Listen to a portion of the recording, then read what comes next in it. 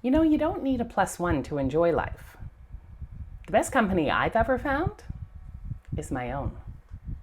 You just need peace, presence, and a little bit of courage. This is the quiet joy of doing things alone. Hi, I'm Jen, and I find that there's something quite magical about doing things alone. A solo walk, a solo coffee, a solo trip to that cute little bookstore where nobody rushes you. But the world doesn't always see it that way, does it? People always ask, "You're going alone?" Like it's a last resort or a tragedy and not a choice. So today I want to talk about the joy, the underrated freedom of doing things just on your own. Because solitude isn't loneliness, it's a state of self-reflection. So here are my list of 8 reasons why doing things alone is one of life's best kept secrets. And the first one is that you get to move at your own pace. When you're alone, there's no negotiating and no compromise. There's no, well, what do you want to do? Well, what do you want to do? Well, I have to be back by 3. There's just your rhythm. If you want to spend the afternoon wandering aimlessly, you can. If you want to sit on a park bench staring at the trees for 20 minutes, you can. Nobody's hurrying you along. I once went to a farmer's market solo. Well, all right, I go to a lot of farmer's markets solo. But I spent probably a good 20 or 30 minutes talking to a beekeeper about different varieties of honey and how he collects the beeswax. And there was nobody there with me to say, "Are we finished with this? Are we done? We gotta go. Oh, look over there, let's go." Nothing. I got to spend my entire time talking to a beekeeper. Haven't done that since, but it was really interesting to just have the time. It was a little 20, 30 minutes of bliss. Solitude gives you permission to linger. Lingering is a good thing. My second best kept secret for doing things alone is that you get to hear yourself think. When you're always surrounded by people, even people that you love, your thoughts get busy, noisy, not necessarily in a bad way, but there's not a lot of room left for you. Being alone is like turning down the world's volume so you can actually hear your own inner voice again. And I know a lot of people say that they don't have an inner voice, but maybe it's because it's been drowned out for so long. That's where clarity lives for me, in my own little inner sanctum. And for introverts, clarity is our comfort zone. Now, yes, living alone does come with its challenges. Like, what if you need help and you're alone and there's no one to help you? And that's why I'd like to thank Snug for sponsoring today's video. Snug is a simple, reliable daily check-in app for your smartphone designed to give peace of mind to people who live alone and their loved ones. It was inspired by a woman who was an active and solo retired registered nurse who had a little dog and a heart condition. And she was naturally worried about what would happen to her dog if she was alone and had an episode.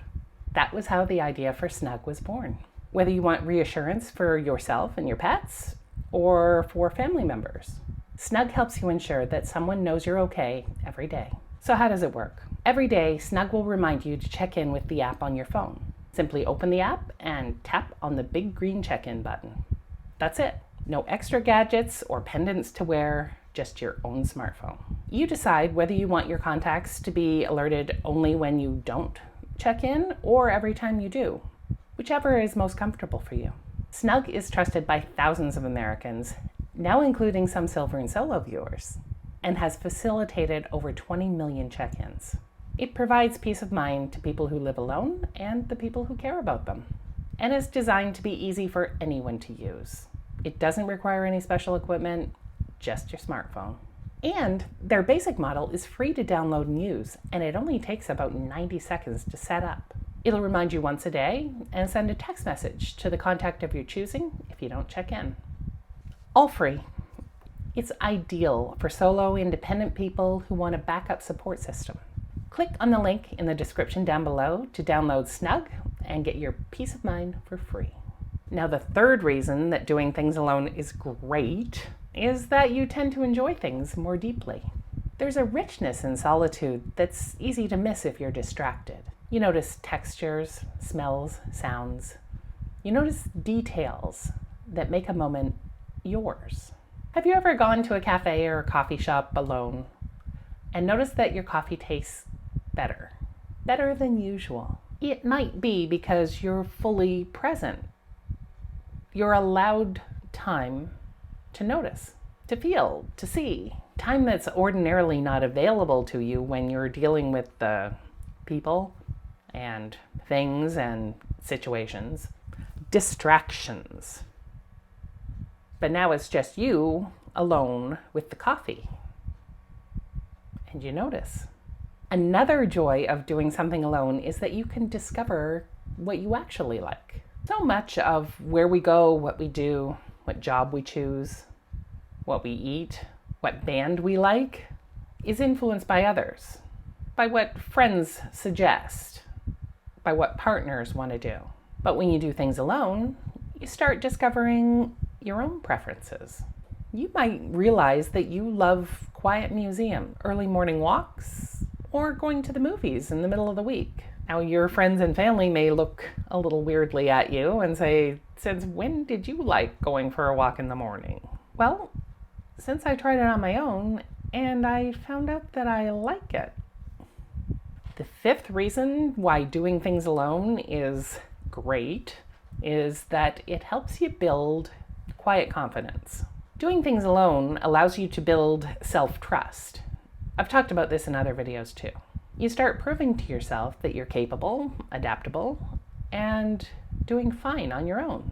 Then you start challenging yourself with things that you've always perceived to be too hard or only for young people, and you do them.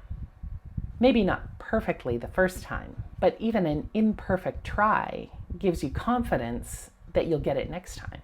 Like the first time you eat at a restaurant solo, it might feel awkward. But by the third or fourth time, you're like, "Table for one, please, and I'd like to sit over there." You build confidence like anything else, by repetition. Doing the reps alone lets the inevitable failures and flubs happen without an audience. So the embarrassment factor goes way down, and you're far more likely to try it again. The sixth way that doing things alone is great is that you stop performing. When you're alone, there's no need to play a role. You don't have to be on. You can just be. You don't have to be mom or teacher or wife, partner. You can just be you. No societal or family expectations for who you are supposed to be. And that's when your real self, the calm, curious, unfiltered version of you, gets room to breathe. It's amazing how light life feels when you can drop the mask and stop performing like a dancing bear. Number 7 is that you get to recharge instead of deplete. All introverts know this one by heart. Solitude isn't isolation, it's fuel. When you spend time alone, your energy doesn't drain, it refills. If you feel like you're getting your energy back after spending some time interacting with coworkers or family, and now you're back in your office alone or back in the kitchen alone for even 30 minutes, if you feel that you're getting energy back in that little spot of alone time, you might be an introvert. So next time you take a solo day, don't call it doing nothing. Call it recharging, because that's exactly what you're doing. And my 8th and last joy of doing something alone is that you realize that you are a whole person. The best part about doing things alone by yourself is that you realize you're not missing a piece. You don't need a group to validate your fun or a partner to make the experience meaningful. You're enough. And once you know that, you can connect with other people from a place of value added. Not a fear that you won't be accepted into the group or that you'll be a third wheel that doesn't fit in. You're bringing something to the table. You don't need a partner or a friend to head to the beach with you, but they might enhance your experience. And certainly you'll bring something to the trip that they'll enjoy too. Doing things alone or doing them with someone else are equal choices. They have different benefits, and depending where you fall on the personality spectrum, you'll find yourself choosing one over the other more often, but you won't feel lost or uncomfortable, because in either case, you're starting from a place where you're not in deficit. So here's your reminder. Doing things alone is not a sad state of affairs. It's actually quite beneficial.